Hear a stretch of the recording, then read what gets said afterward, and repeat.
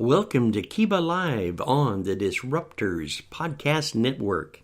I'm your host, William Lee, founder of the Keeba Agency, and today I'm going to have a very interesting show for you. We're going to talk about what happens behind the scenes on our Disruptors podcast shows. We'll be right back.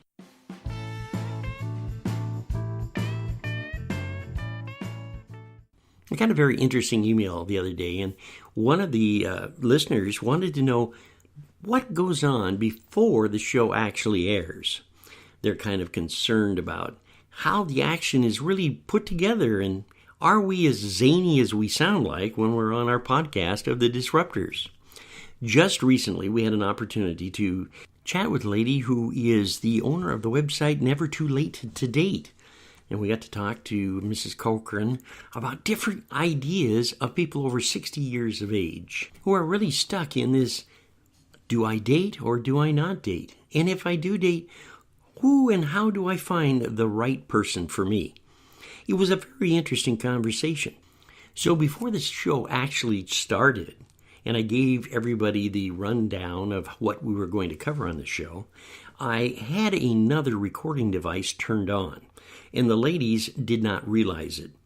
So here is an excerpt from what goes on before we go on the air at the Disruptors. I hope you'll enjoy it. What, just out of curiosity before we started, what inspired you to do this? Well, like I told Candace last week, I went through a divorce 6 years ago, somewhere in there. I can't remember the exact date. Just yesterday. Yeah.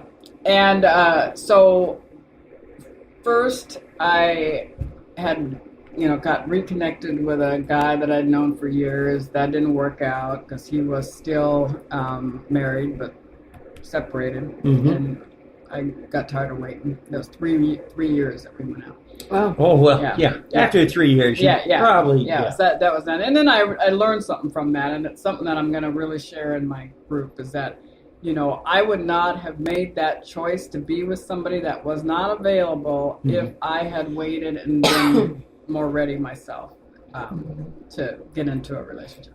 Interesting. So then after all of that, I waited a few months, and that whole thing just really cleared my mind for really what I wanted.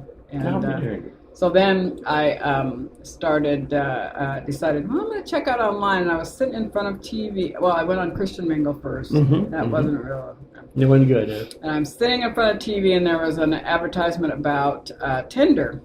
Okay. And my girls, I mentioned it to them. They go, Mom, that's a hookup site. You don't want to get on that. Yes, that's what I was told. Yeah, but that's okay. So, but I had already put the app on my phone before I talked to them, and so I just kind of was looking to see who was on it, and had made a couple connections. And what I liked about it was that they told you that if you had connections with somebody on Facebook, that if they knew some of your same friends, that to me gave me a little comfort that at least I could call one of those people and say, well, what do you think? What do you think? What do you think about this guy? Sure.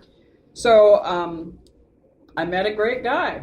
Turned out we used to live across the street from each other for 2 years, and I'd never met him.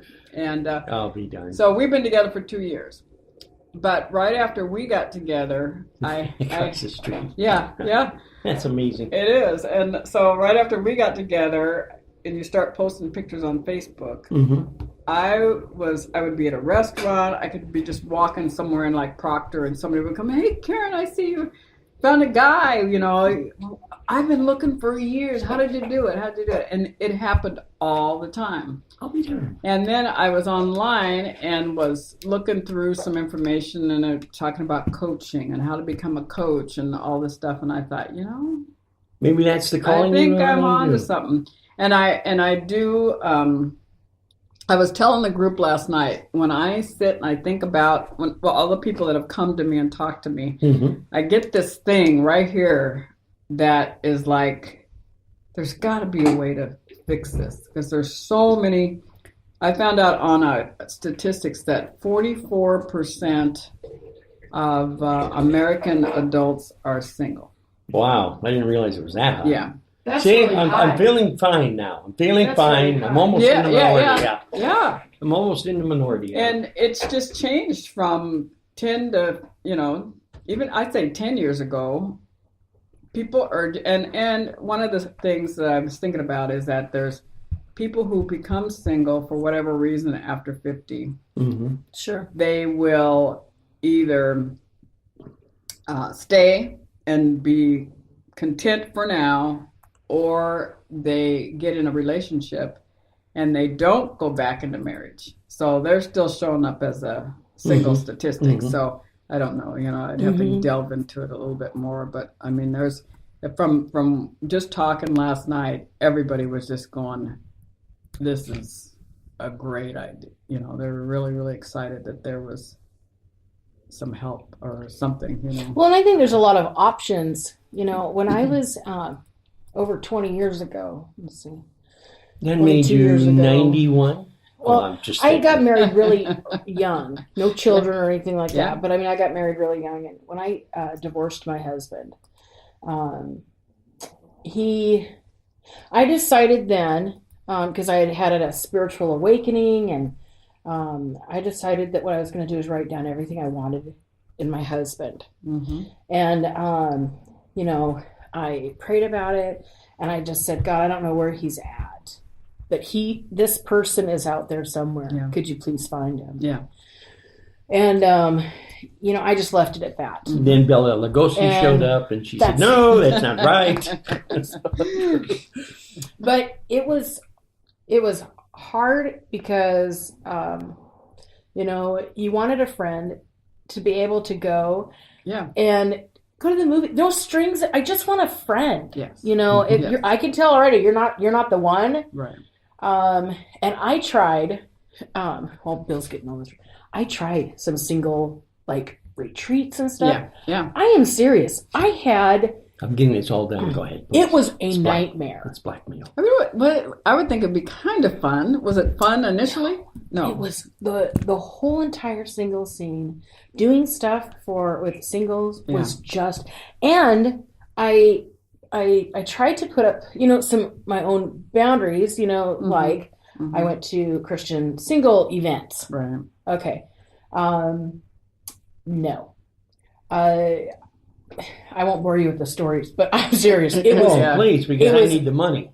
Okay, I went to one Christian single thing, right? I opened up a can and first of all, the guy at the it was like a breakfast, just an open, breakfast. Well, I'm an early person, so that fit in with my schedule. Yeah. The guy at the thing, or at the, I don't know, it was a counter bar, but it wasn't a bar, but you know what I'm saying. First of all, he just needed some social graces. He sits there, he's not just picking his nose, he is doing something I don't even know what. Right. And he's like, hey, would you like a cup of coffee? I'm thinking, no, I want nothing to do with that. I don't know what that is. I am moving on. And it was things like that. Of course, I came home and I was like, Mom, you're just not going to believe this, But I found Donald Duck. No. I went out on a singles cruise that I thought would be really fun, and that was awful. One girl wanted to jump off and kill herself. Oh my! No, that's an exciting trip. This is exciting. So you're giving me some idea of what I've got to look forward to on some of these people. I don't know, but I just know that. I mean, I am really open, and I just, I just want to create, hold that space for whoever, and I just want to be a friend. Yeah. And what I found was, I found a lot of insecurities. Yeah. When I introduced myself to the group on the cruise, this one woman, she goes, "This is Barry. Barry is his name, and we're dating." Ooh. And I thought, I just said, hello, my name is Candace. I didn't know. There was no attachment. I mean, I wasn't like, hi, Escort Service Express, or, I didn't know, just Candace. That's funny. And I thought, glad to meet you, Barry. Glad to meet you. Yeah. And I went away. Yes. I'm moving on. We pulled up at the wharf because we were taking a cruise out of Whidbey Island and had come over, I think it was somewhere in Seattle. Well, they had this walrus. I won't ever forget sitting on this. Well, I don't know. The big. Yeah, it was huge. I don't know. Maybe it was a big old seal. I don't know what they all are. Yeah, I'm not a mammal specialist. So obviously not. So I'm enjoying the moment. Sure. The only moment, right? Because we've had to deal with some lady wanting to kill herself the whole way going up there. Of course, it was far enough where nobody could swim back to shore because I did contemplate that. Right. When I first got on, we were pulling off out of the thing. There's these 3 ladies in the back, and they go, "We like to swear and smoke." Not hello. It was just, I mean, the whole thing. I should have taken notice then. But you were on the wrong boat. Well, I was just kind of like, I don't understand this. This is so strange to me. Yeah. I felt like I had, like, I don't know, crossed a weirdo. I don't know. Yeah. So I was horrified to go to any other event. That was one of the last events that I went to, only because I thought, maybe this is really, and maybe it was just God's way of, because none of that intrigued me at all. Mm-hmm. I'm not into pole positioning, not into the one-upper club. I'm not into psychobabble crazy going on. Right. I run from trauma and drama. Mm-hmm. Like, oh no, I gotta go. Yeah. But which is good. That's a good thing. You don't need that. Yeah. Yeah. So I love the concept. I love that people with like-minded beliefs, interests, can have an environment to cultivate a face-to-face conversation. Go to the movies, go to the symphony, go enjoy plays, go have a cup of coffee. Something happens in life because life happens. Yeah. To be able to pick up the phone and have someone outside of your inner circle and to just have a friend. Yeah. Yeah. So I love what you're doing. And I love the fact. What's in your tea? I think you're psychobabbling. And this is why Bill is single. A quick diagnosis. I'm keeping mental notes on that. It's a quick diagnosis. It's all right. But pretty close to the center, yes. I actually have some connections for you that I met last night. Oh, well, thank there you we go, so much. Already, yeah. Well, after the podcast is over, she may say, "Oh, no." Yeah. So, Karen, how do you want to be introduced? As the creator of It's Never Too Late to Date. Oh, I love that title. That's a good tagline. That's really good. I really like that. Yeah. Good God, woman, did they ever teach you how to write? Oh, I'm sorry. I'm not supposed to look over there. I forgot. Now I know. There we go. I understand. It's okay. I'll make my digs on the show, Bill. Yes, there you go. She's waiting. I can tell. She's building up stuff in there. Well, you started out the size of a you know what? Well, here's my problem. I'm blind in one eye. Yeah. And I'm still getting used to these glasses that I'm not really used to. And remember, they're progressive. Mm-hmm. So I'm blind in one eye, and I'm learning how to develop this progressive lens thing. Hard. And they said I would get used to it in 2 weeks. Okay. I've had them on for a month now. Yeah, it's been a month, And I am still like going, no, they're hard happening to do. Yeah, it's like, what level am I supposed to be at now? I found myself doing this all the time with mine. I don't wear them anymore. I'm going to have to go get another prescription because it's so difficult because you're walking around in the doors and everything else. And well, the floor always looks like it's doing this with me. So I'm like, this is great. You already know I have a depth perception problem from the one eye not working. Yeah. So now we've given myself another challenge. Be kind. Rewind. Got it? Oh, I got it. And you're about to hear the rewind. Yes.